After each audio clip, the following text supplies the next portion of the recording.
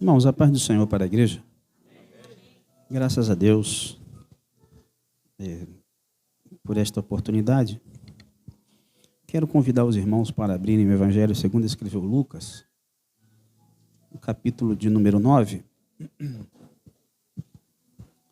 Estarei lendo do primeiro versículo ao versículo de número 6. Deus.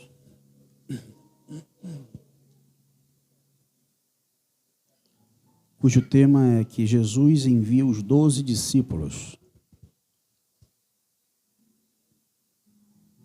Estarei lendo, amém? Lucas 9. E, convocando os seus 12 discípulos, deu-lhes virtude e poder sobre todos os demônios e para curar enfermidades. E enviou-os a pregar o reino de Deus e a curar os enfermos. E disse-lhes: nada leveis convosco para o caminho, nem bordões, nem alforge, nem pão, nem dinheiro, nem tenhais 2 vestes. E, em qualquer casa em que entrardes, ficai ali e de lá saireis. E, se em qualquer cidade vos não receberem, saindo vós dali, sacudi o pó dos vossos pés em testemunho contra eles.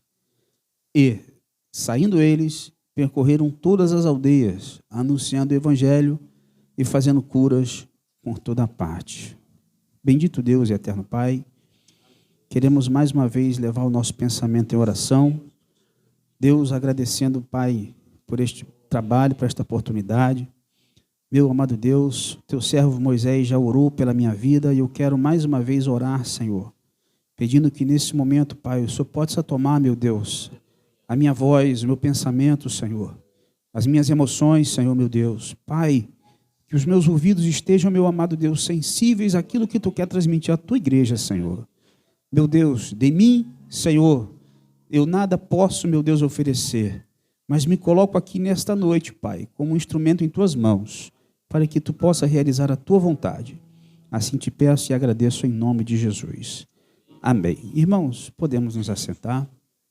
Quero agradecer a Deus, ao pastor Moisés, ao evangelista Antônio, que me deu essa oportunidade, né, de estar ministrando aqui, falar alguma coisa a respeito daquilo que nós lemos. E hoje eu vou falar bem light, né, irmão? Como diz aí o ditado. Eu não estou com minha saúde na minha garganta muito boa, né? Eu estou com um problema de esofagite, se não me engano. Então, fica aquele ácido do estômago, está subindo um pouquinho para a traqueia e está danificando a minha garganta. Praticamente foi isso que o médico falou, né? Então, a gente tem que mudar alguns hábitos, principalmente aquela sonequinha depois do almoço, né? E alguma dieta. É muita luta, né? Como diz o Antônio aí, né? Tirar a minha soneca do almoço é complicado, mas a gente vai ter que entrar nesse propósito aí. Então, já há algum tempo eu estou com um problema na garganta, tá, irmãos? Porque o estômago ele foi preparado para receber esses ácidos, mas a garganta não, né? Então, ele acaba, né, trazendo um problema. Mas Deus vai dar vitória. Irmãos, a palavra de hoje fala a respeito do envio que Deus ele fez, que o Senhor Jesus ele deu aos seus discípulos, né? No primeiro versículo diz assim: e, convocando os seus 12 discípulos, louvado seja Deus, deu-lhes virtude e poder sobre todos os demônios para curarem enfermidades. Aleluia. Estamos falando a respeito do culto de missões. E nós sabemos muito bem, irmãos, que é um chamado específico que Deus faz. Por bondade do pastor da igreja, né, e às vezes até por falta de oportunidade, nós que somos aqui ouvintes e às vezes somos utilizados para trazer a pregação da palavra de Deus, temos tido a oportunidade de falar a respeito daquilo que a Bíblia nos orienta, mas eu confesso para os irmãos, nós temos pouca experiência dentro do campo, Porque nós estamos em uma outra parte, né, do trabalho de missões. Não significa o fato de nós estarmos na igreja que nós também não estamos envolvidos em missões. Né? Nós estamos na parte da logística. A logística é tudo aquilo que envolve o embasamento, aquilo que dá suporte, aquilo que dá apoio àqueles que estão lá. Então é por isso que é importante você contribuir, por isso que é importante você orar, por isso que é importante você participar do trabalho missionário. E a igreja precisa constantemente estar batendo em cima desta tecla, irmãos, porque é a única e exclusiva, melhor, a exclusividade da igreja na face da terra, irmãos, além do fato de nós glorificarmos a Deus, é evangelizar. A principal obra da igreja é o evangelismo. O evangelismo tem que estar na ponta da língua, tem que estar no DNA da igreja, tem que estar no sangue do crente, né? E nós fazemos isso, irmãos, precisamos fazer. Essa é uma necessidade. E Jesus não convocou os seus 12 discípulos. A convocação, irmãos, ela tem o mesmo valor semântico do que um chamado. Quando alguém chama, alguém convoca. Quando, vou usar um exemplo bem esdrúxulo aqui, o técnico da seleção, ele convoca um jogador, ele chama um jogador. Quando alguém é convocado para um serviço militar ou para uma atividade, ele foi chamado. Há um pregador, parece que é o pastor Hernandes Dias Lopes, ele diz que os homens eles podem ser chamados aos ouvidos e ao coração. Às vezes nós não temos o chamado aos ouvidos, porque já fomos chamados primeiramente o nosso coração. Nosso coração sente a necessidade de estar envolvido no trabalho. Todos nós temos um propósito, irmãos. No dia que o Senhor não tiver propósito nenhum mais na minha vida, ele não vai ter motivo da minha existência. Só que às vezes a gente não percebe qual é o propósito que Deus tem para a nossa vida. E a gente às vezes fica margeando de um lado para o outro, sem propósito algum. Agora, nós também temos que ter a certeza daquilo que o Senhor nos chamou. Eu tinha um pastor que dizia que quando Deus ele nos chama, ele confirma o chamado através de outro. Porque às vezes a gente se convence. Né, pastor? Às vezes a gente acha que não, eu fui chamado para cantar. Aí pega o microfone, canta que espanta até o mosquito, mas ele acha que foi chamado para cantar. Fui chamado para pregar. Pregador de rodapé de Bíblia. Não tem uma inspiração. Então espera Deus confirmar o teu chamado. Irmãos, porque fica autêntico. Deixa Deus confirmar a obra que Ele tem na tua vida no momento certo. Porque às vezes Deus ele te chama hoje, mas Ele vai confirmar o teu chamado lá na frente. Por que que tem tanta gente batendo com a cara na parede no campo de missão? Porque acha que foi chamado. Acha que foi, né? Ou às vezes até foi, mas o momento não é esse. Irmãos, me veio a lembrança aqui de que quando Daniel Berg e Gunnar Vingre, eles frequentavam aqueles avivamentos, encontros pentecostais da Rua Azusa. Me perdoe aqui se eu falhar aqui a minha memória. Eram encontros de avivamento em Los Angeles, terra de Moody, que já havia morrido. O legado permaneceu. E eles ali, enquanto participavam das reuniões, um deles nem batizado no Espírito Santo era, eles eram batistas. Glória a Deus.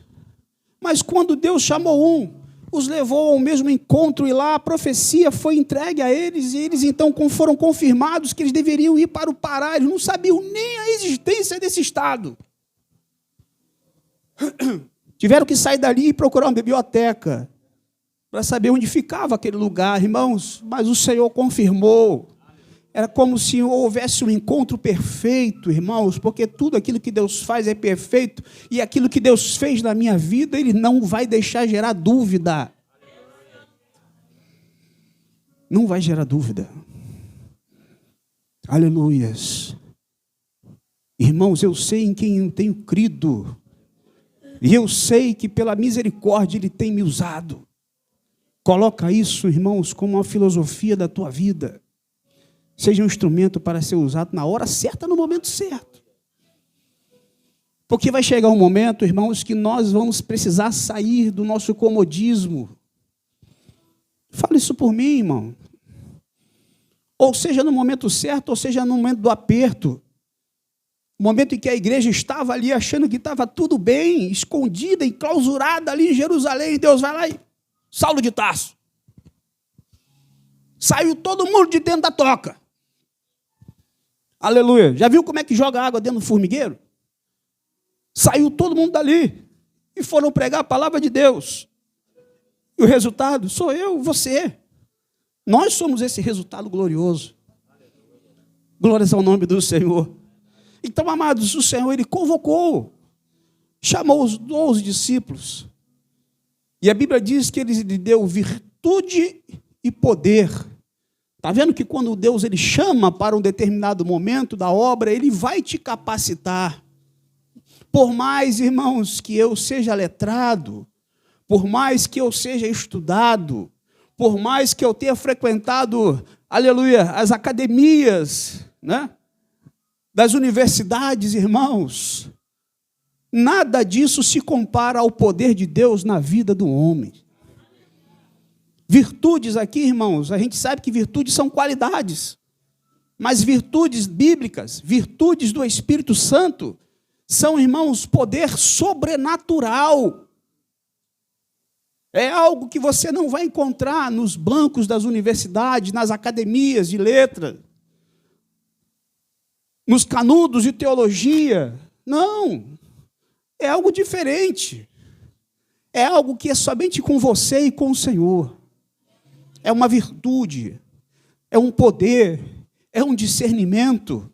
Aleluia.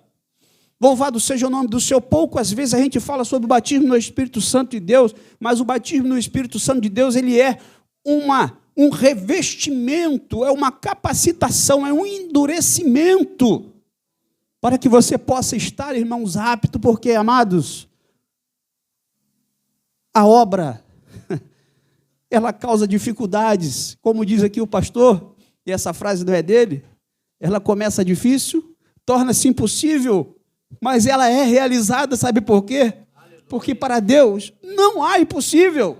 Ainda que os meus olhos encontrem dificuldades e que os meus pés, irmãos, não saibam em qual direção Ele irá tomar. Espere o momento certo. Aguarde o teu chamado no momento certo. Aguarde a tua hora. Esteja preparado. Esteja pronto.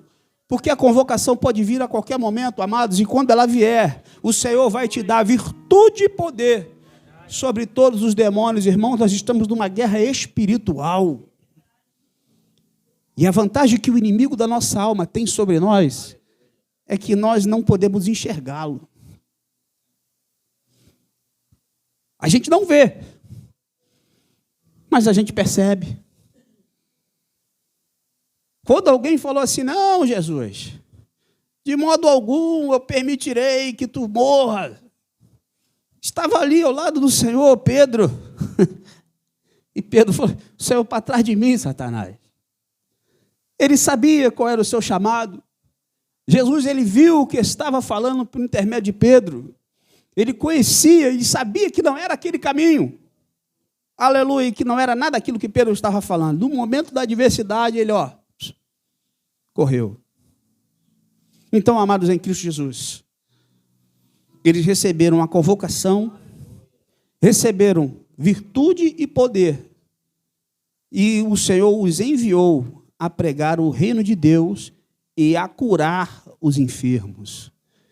Percebam que eles não foram enviados a curar.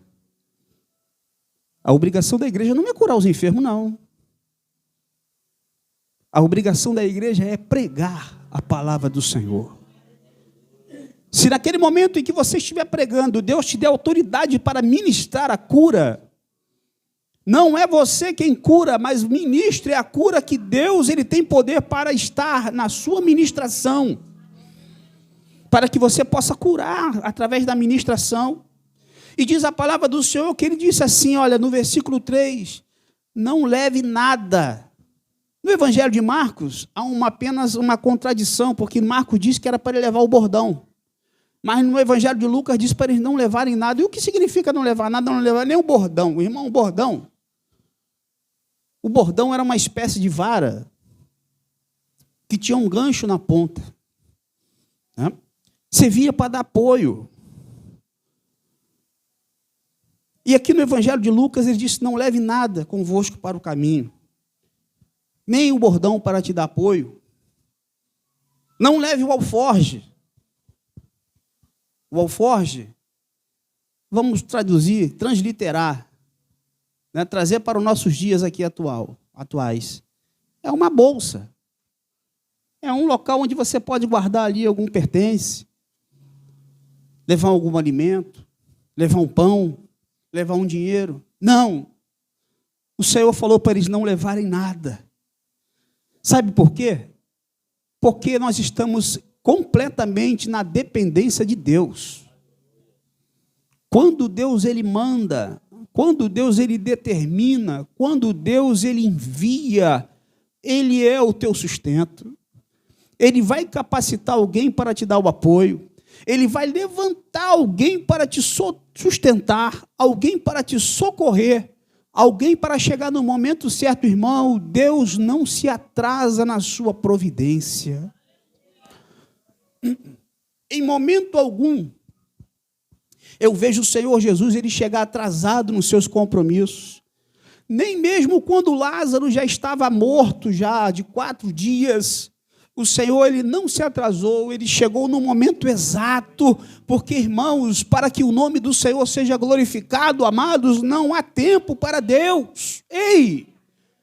O que nós estamos fazendo aqui hoje já passou, o Senhor já viu. Ele já conhece, já estava marcado, agendado na agenda do Senhor que nós estaríamos aqui hoje para glorificar e exaltar o seu nome no culto de missões. Louvado seja Deus. Deus ele não se atrasa.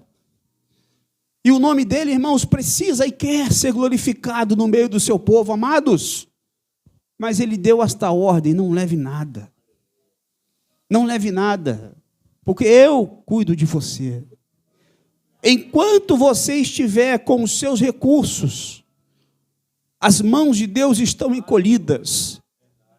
Mas quando eu já não tiver mais recurso algum, quando eu já não tiver mais alguém a quem eu possa recorrer, quando eu não tiver mais nenhuma porta a quem eu possa bater, quando eu não tiver mais nada e nem alguém que possa me ajudar, é o momento em que o Senhor ele entra em providência na tua vida e mostra para você que sou eu é quem cuido, eu é quem te enviei, sou eu é quem te sustento, sou eu que cuido da tua vida. Aleluias! Como nós achamos que somos autossuficientes em alguma coisa. Eu vejo que quando Deus ele disse para Davi, Davi, não conte o povo. E Davi, irmãos, aleluia, louvado seja Deus. Davi foi um grande exemplo de homem adorador. Davi foi um grande exemplo de, aleluia, de líder militar, de estrategista, irmãos. Mas ele, nesse momento, eu não sei o que deu na cabeça de Davi, ele decidiu que ele iria contar. Ele decidiu, irmãos, ele tomou aquela atitude, amados, louvado seja Deus. E o castigo foi iminente. Não era para ele ter feito aquilo. Não era para ele ter contado, porque ele poderia engrandecer o seu coração, dizer que foi o seu exército, foi a sua força, foi aquilo que ele formou, foi aquilo que ele fez, foi aquilo que ele dirigiu, que ele edificou, que deu vitória ao povo de Deus, amados, e não. O nosso Deus, ele confunde a sabedoria dos homens. Servimos a um Deus que transformou um rei em um jumento, transformou os corvos em garçom e transformou a mula no profeta. Deus, ele não pode estender a mão quando ele precisar. Aleluia. Não quero usar um bordão de pregador, de público, que diz, eu já não sei como você entrou aqui nessa noite, mas eu quero dizer uma coisa para você. Deus, ele conhece a tua necessidade, independentemente de qual for a maneira que você entrou aqui nessa noite para adorá-lo. Independentemente de como está a tua vida, o teu sentimento, como está, aleluia, a tua condição psicológica, a sua condição afetiva. Ei, aleluia, dê o teu melhor para Deus nessa noite. Dê aquela tua adoração melhor a Deus aqui essa noite. Coloque todas as tuas dificuldades no altar, porque a Bíblia diz isso, irmãos. Aleluia. Quando nós deixarmos tudo no altar do Senhor, entregarmos a Ele todas as nossas causas, os nossos caminhos, o Senhor, Ele cuida de nós, irmãos. Aleluia. Entrega o teu caminho ao Senhor. Confia nele, irmãos. E Ele vai surpreender você. O nosso Deus é um Deus de surpresa. O nosso Deus é um Deus que nos constrange. Porque Ele nos perdoa quando nós, muitas vezes, não queremos nos perdoar. Quantas vezes eu já olhei para mim e falei assim, meu Deus, como é que eu fiz isso? E você pede perdão a Deus e você sabe que Deus já te perdoou, porque foi sincero, mas você mesmo não consegue se perdoar. Senhor, como é que eu fiz isso? Como é que eu pratiquei isso? Aleluia, irmãos. É o amor de Deus que nos constrange. É o amor de Deus que tira o homem do monturo do lixo. É o amor de Deus, irmãos, que nos faz assentarmos entre os príncipes e amados, nos lugares celestiais, aonde Ele quer nos colocar. Não é o meu mérito, não é a minha condição, não é, aleluia, a minha força que nos trouxe, não é nada disso, irmãos, é o amor, é a graça, é a misericórdia do Senhor. Amados, aleluia, como Deus tem sido maravilhoso nas suas obras. Louvado seja Deus, como Deus tem confundido a sabedoria dos homens, como Deus tem confundido a humanidade, como Deus tem confundido aqueles que não creem, aleluia, e às vezes as pessoas olham e dizem assim, mas olha só, hein, aleluia, louvado seja Deus, como é que a pessoa pensava dessa forma, como é que você agiria dessa forma, sabe por quê? Não tem a graça de Deus para saber que não é você, é a graça que está sobre a tua vida. Porque a Bíblia diz, irmãos, aonde abundou o pecado, superabundou a graça. É difícil nós olharmos e entendermos o que Deus faz, mas o Senhor, irmãos, Ele continua sendo e será o Rei dos reis, o Senhor dos senhores, o Alfa e o Ônima, aleluia, o rebento de Jessé, a raiz de Davi, irmão. Aleluia, Ele não muda, irmãos. Se eu fosse Deus, eu já falei isso, eu também não me usaria. Se eu fosse Deus, eu também não me chamaria. Aleluias. Paulo, ele diz assim, se coloca diante dos homens como o pior, entre todos os pecadores. Longe de mim querer imitar Paulo, mas eu conheço o meu pecado. Eu conheço. Os teus eu não sei. Não posso julgar os teus, mas os meus eu conheço. E às vezes os meus pecados me envergonham diante do meu Senhor. Porque penso, porque pratico, porque falo. Aleluias. É por isso que nós temos que olhar, irmãos, para dentro de nós. Olhai por vós mesmos, diz a palavra de Deus. Temos que olhar para dentro de nós, para sabermos o momento certo de estar agindo de acordo com a vontade de Deus. Não depender dos meus recursos. Eles são bons. Gostaria que fossem até melhores. Mas até aqui tem me ajudado o Senhor, irmãos. Mas a minha saúde não depende de mim exclusivamente. Os dias que Deus tem para me dar aqui na terra não dependem exclusivamente de mim. Por mais que eu me esforce, por mais que eu tente, por mais que eu queira levar uma vida mais saudável, agindo de todas as recomendações que me passarem, amados, eu não conseguiria acrescentar um minuto além daquilo que Deus determinou para que eu possa viver. Então vamos esperar um pouquinho nele? Vamos aguardar um pouquinho nele? Deixa o teu alforje, deixa o teu apoio, Deixa o teu bordão. Aleluia. Deixa Deus te alimentar. O povo saiu para o deserto, amados, não tinha perspectiva de lugar algum, mas a Bíblia diz, irmãos, que enquanto fazia sol, uma nuvem cobria, e quando chegava a noite, a coluna de fogo os aquecia. O povo queria comida, Deus abriu a padaria do céu, enviou um pão, amados, louvado seja Deus, pão dos anjos. O pão que vinha do céu, amados, e o povo preocupado, às vezes pegava uma porção para o dia seguinte, não funcionava, no outro dia caía de novo. Enquanto nós estivermos na dependência de Deus, Ele sempre, irmãos, é uma fonte de água que Deus abre. Aleluia. Se você está com sede hoje, deixa eu dizer para você que esta fonte ainda continua jorrando. Esta fonte continua descendo, esta fonte continua alimentando, continua te dando vida, continua te dando, aleluia, oxigênio. Esta fonte está aqui, esta fonte não secou. Aleluia. Louvado seja o santo nome do Senhor. Aleluia. Glória, glória, glória, glória a Deus. Aleluias.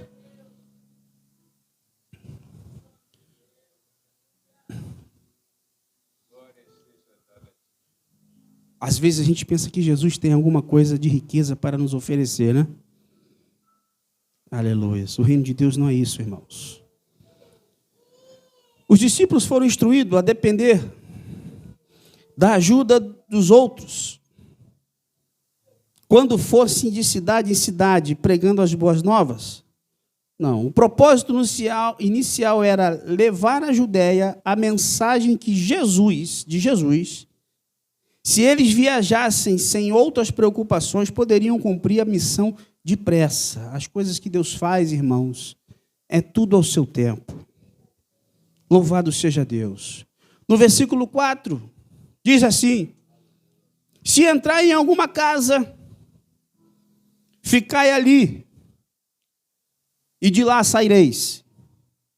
E se em qualquer cidade não vos receberem, saindo vós dali, sacudi o pó do vosso pé em testemunho contra elas. Irmãos, eu me fiz lembrar agora um testemunho que o outro pastor que eu trabalhei com ele, ele dizia que um determinado irmão, um presbítero, chegou na igreja e não foi recebido, talvez, como ele gostaria de ter sido recebido. O pastor anunciou, mostrou, mas às vezes as pessoas, elas querem se achar mais importantes, né, do que o nosso próprio Deus.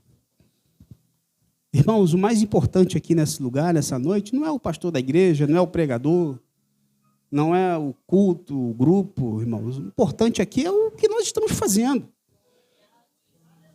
É Ele que está aqui brilhando no nosso meio, não é o pregador da igreja, não. Toda a glória, toda a honra, todo louvor pertence ao Senhor. Aleluia. Se você traz alguma palavra, se você traz um bom louvor e as pessoas se alegram, amém. Mas que a glória seja dele. É Ele que faz tudo isso por nós e em nós. Mas aí existe alguém que acha que, né, tem que ser o sol brilhante. Parece que é a última cocada do pacote. Entrou na igreja, não foi bem recebido. Quando terminou o culto, chegou ali bem forte na porta da igreja e bateu o pó, foi embora. É uma verdade. O pastor Paulo conta isso. Aí disse que o irmão ficou olhando assim, por que houve ali? Ficou chateado. Porque pegou um texto que não tem nada a ver, aplicou dentro de um contexto, irmão, completamente errado. Quando Jesus Cristo disse que os discípulos deveriam bater o pó, é que quando um judeu entrava numa cidade dos gentios, eles, ao saírem dali, eles tinham que sacudir, bater o pó, repudiando, ou melhor, dizendo que não coadunavam com as ações que aqueles gentios tomavam. Mas aí, às vezes, o crente, que acha que sabe muita coisa, fica pegando algumas práticas judaicas e ficam aplicando dentro da igreja, achando que é aquilo ali que a Bíblia está ensinando, irmãos. Louvado seja o nome do Senhor. Não tinha nada a ver uma coisa com a outra. Aleluia. Glórias ao nome do Senhor Jesus. Era apenas para eles exercerem de prudência. Era um aviso que eles não estavam coadunando com aquelas práticas que os gentios estavam realizando. Não tem nada a ver com bater pé, que não foi bem tratado, amados. Louvado seja o nome do Senhor. Às vezes a gente entra na igreja mudo e sai calado, mas ninguém sabe o que você está carregando dentro do teu coração. Só quem sonda o coração é o Senhor, irmãos. Ele tem o poder de saber o que é que você está pensando, como é que você entrou, o que é que você está falando com Ele aqui nessa noite, nesse lugar. Aleluia. Pode ser que os meus olhos, pastor, não consigam enxergar nada. Eu não consigo enxergar além daquilo que eu vejo em você. Mas eu sirvo a um Deus que sonda os corações, que esquadrinha os nossos sentimentos, que sabe das nossas emoções, que tem poder para mudar o quadro da tua vida hoje. Você pode sair daqui hoje, amados, e quando você chegar em casa, Deus vai te surpreender. Não é porque eu quero, é porque Ele é Deus, e Ele faz aquilo que Ele quer. Ele não depende de mim, Ele não depende de conselho, Ele não depende de conselho deliberativo, amados. Deus é Deus, e não há quem possa o deter.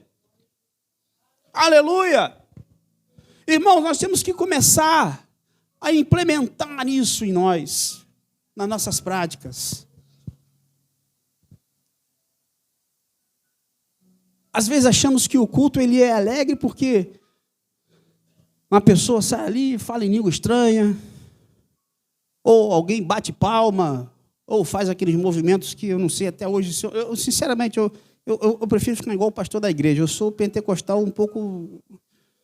Né, como é que ele fala? Mais estranho que eu já vi, né? Eu também sou mais ou menos assim, irmão. Mas eu não vou aqui julgar quem faz ou quem deixa de fazer, não.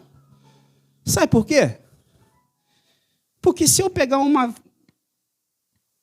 energia de 110 volts e jogar no Antônio, ele vai dar um choque, mas se eu de repente apertar ali no outro irmão, ele vai dar um pulo. Eu só sei chorar. Eu só sei me alegrar.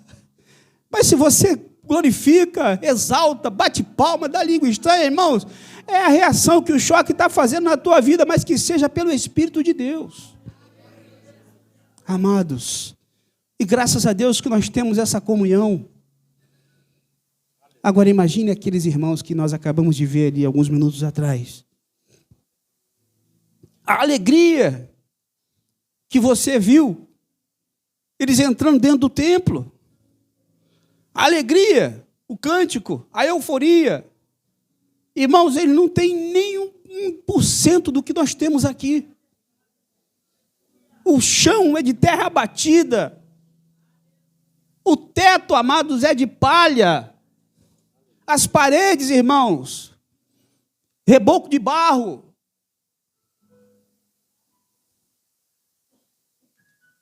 Não tem um banco confortável, não tem um instrumento, não tem um microfone, não tem, às vezes, nem um pandeiro, muito mal um pandeiro, amados. Mas sabe de uma coisa? Se nós não prestarmos atenção, às vezes o Espírito de Deus está mais sendo recebido e homenageado, e o nome dele glorificado nesses lugares que muitos templos suntuosos. Deus não está preocupado com o templo suntuoso, Deus está preocupado com a qualidade do adorador que entra dentro do templo, amados. Aleluia! É isso que faz a diferença. Deus está à procura dos seus verdadeiros adoradores. Deus, ele não unge métodos, Deus, ele unge, aleluia, as pessoas.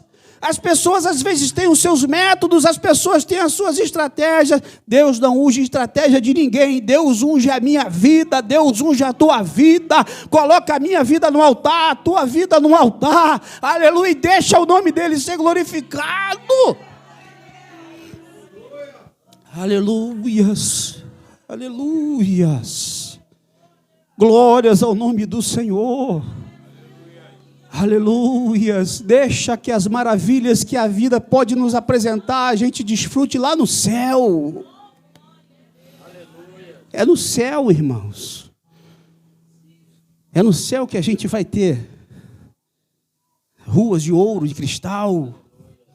É no céu que nós teremos um corpo, amados, aonde não sofreremos mais as ações do tempo, do pecado. Estamos adoecendo, estamos envelhecendo, estamos morrendo por causa do pecado que age em mim.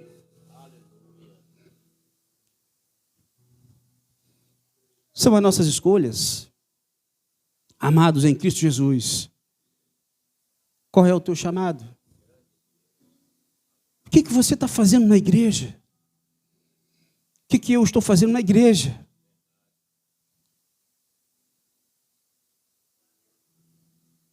Eu dei esse tempo para você e eu pensarmos juntos, sabe? A gente precisa pensar nisso juntos. Irmãos, eu não quero que Deus diminua meus tempos de vida exatamente porque eu não me coloquei na brecha. Você que só vem para a igreja porque você não tem mais nenhuma outra atividade para fazer. Você tem tempo para tudo na vida, eu tenho tempo para fazer um monte de coisa. Até academia eu faço, às vezes, estou fazendo. Não vou ficar barombado, não. Estou fazendo academia, dando uma corridinha. Faço um monte de coisa, irmãos. O tempo que me sobra é o que eu venho para a igreja. Será que eu serei abençoado? O que me sobra? Deus quer a minha sobra? Deus quer o meu resto? Tem fôlego, tem força para tudo. Menos para vir para a igreja. Vamos pensar um pouco nisso. Não é o fato de estar presente na igreja, mas é o fato de você estar na igreja pode significar muita coisa.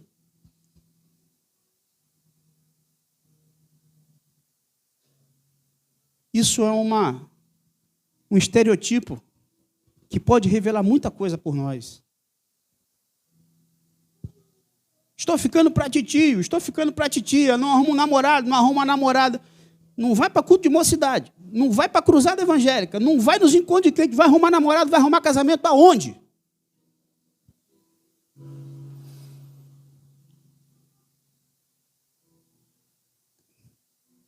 Vai arrumar casamento aonde, homem de Deus, mulher de Deus? Não gosta de estar na igreja, o pastor falou, não gosta de ouvir música na igreja. Não gosta de estar presente na reunião de crente, vai morar no céu para quê? É verdade. É verdade. Amados em Cristo Jesus, quando eu estava olhando aquelas imagens ali, eu me lembrei, aleluia, de um homem que foi o pai das missões na África, David Livingstone. Já falei ele aqui uma vez. E que nos anos 1800, saiu da Inglaterra, foi lá para a África pregar a palavra de Deus, e com todas as dificuldades enfrentadas, ficou ali. Morreu aos 60 e poucos anos, 61, 62 anos, de malária. Foi um alvoroço tremendo naquela comunidade. Levaram o corpo daquele homem para ser sepultado lá na Inglaterra, irmãos, mas os africanos não deixaram levar o coração de David Livingstone. Foi sepultado na África. A Bíblia diz, irmãos, aonde está o teu coração, também está o teu tesouro. O coração de David Livingstone estava numa obra de missões. Estava na África. Eu me lembrei quando eu vi aquele irmão ali. O coração daquele irmão está ali. Ele poderia estar aqui no Brasil, poderia estar com a sua família, poderia estar em outra situação completamente diferente, mas ele está ali, amados, porque ele foi chamado, e se ele foi chamado é porque ele ama fazer o que está fazendo. Quando a gente faz aquilo que a gente gosta, a gente ama fazer aquilo que a gente está fazendo, irmãos, a coisa flui de melhor forma possível. É unir o útil ao agradável.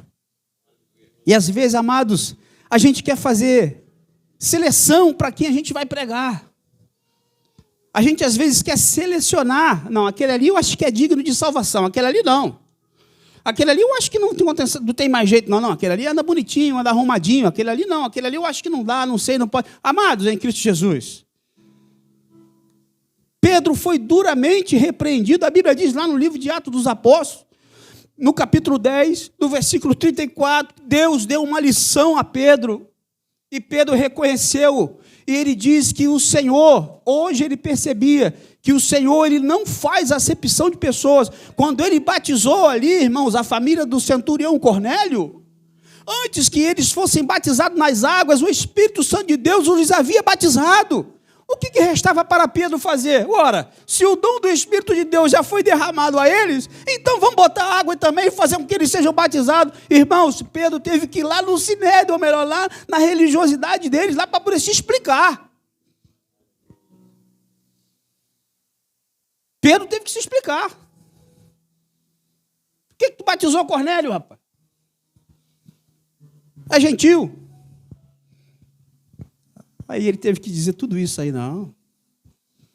Eu comecei a pregar, irmão, daqui a pouco estava todo mundo lá falando língua estranha, sendo cheio do Espírito Santo de Deus. Nem eu entendi nada. Mas hoje eu percebo, irmãos, que o dom do Espírito de Deus não é só para os judeus, não. É para todos aqueles que creem. Então, amados, não façamos acepção de pessoas. Sabe por quê? Porque no céu, acredito eu que nós teremos uma grande surpresa.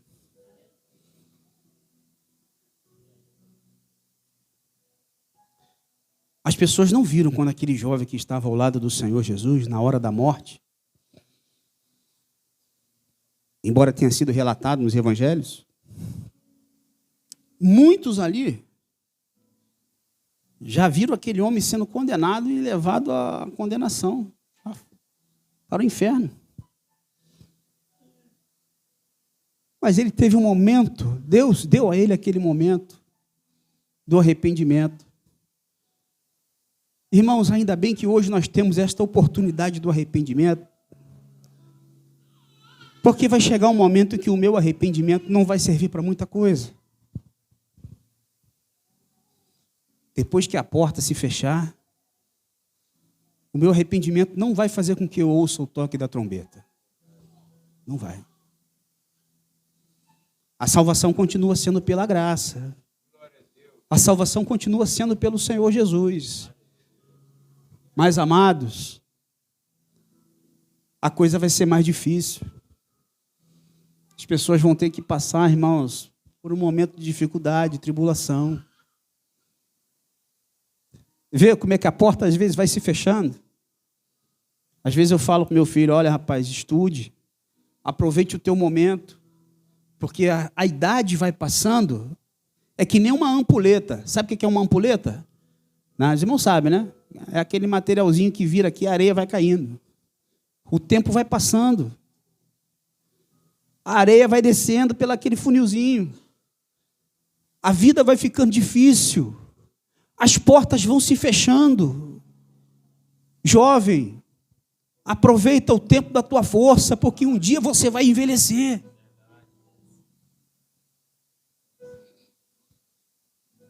Eu não sou velho, não. Eu estou com 47 anos. O pastor hoje brincou comigo aqui, que eu sou das antigas, porque eu conheço já alguma coisa aqui. Passei até para ele um vídeo aqui do pastor Valdomiro Silva. Rapaz, aquele homem cantava, era da idade do Arthur ali, eu escutava ele. Tinha uma penca de filhos, tinha uns 12 filhos, tudo cantava com ele. Aquele hino que ele cantava assim, eu tenho uma fonte de água viva jorrando no meu coração, no meu coração, no meu coração. Tem irmãos aí que nunca ouviram isso.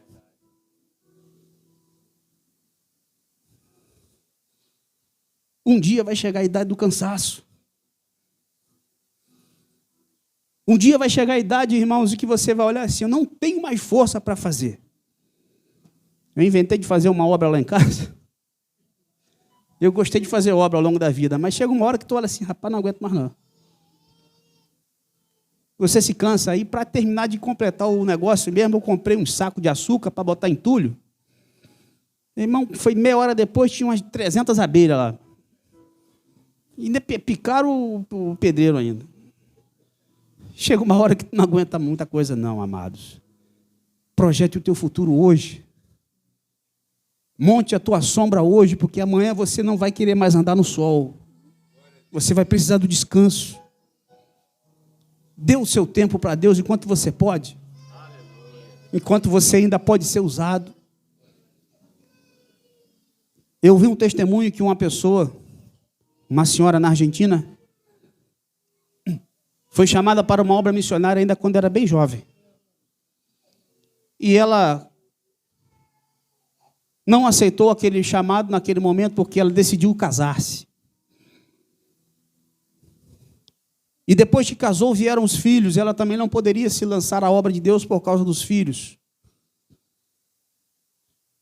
Quando chegou a idade, vieram os netos. Ela não pôde mais e já não tinha mais forças para sair e fazer a obra de Deus. E os netos também tomavam o seu tempo. Até que um dia um profeta bateu a porta dela.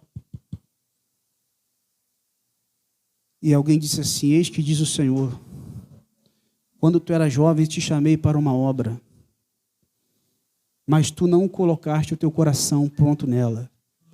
Por causa da tua negligência, dezenas e milhares de argentinos morreram e foram para o inferno. Assim diz o Senhor. Amados, isso é um testemunho de um missionário. Está vendo, amados, como o problema é nosso?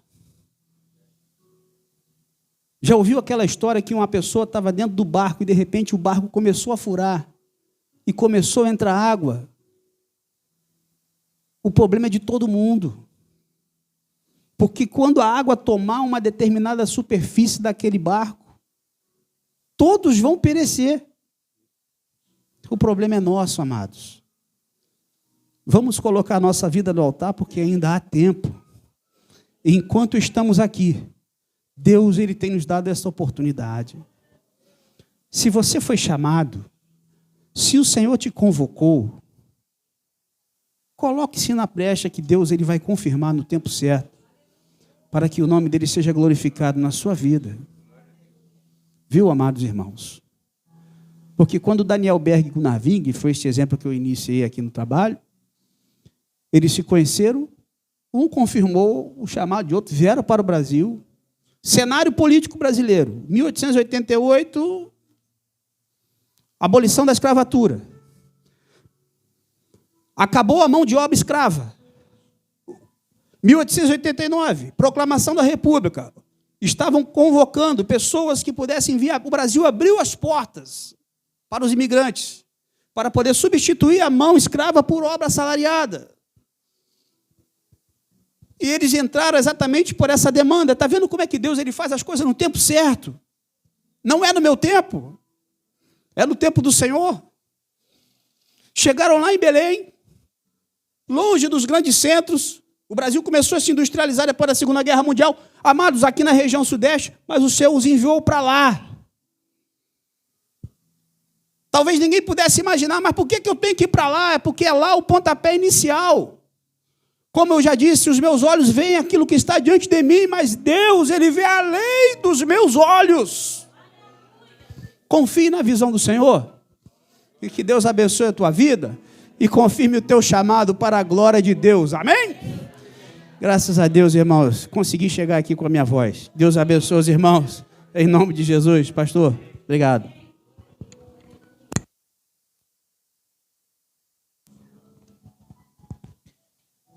Ao sol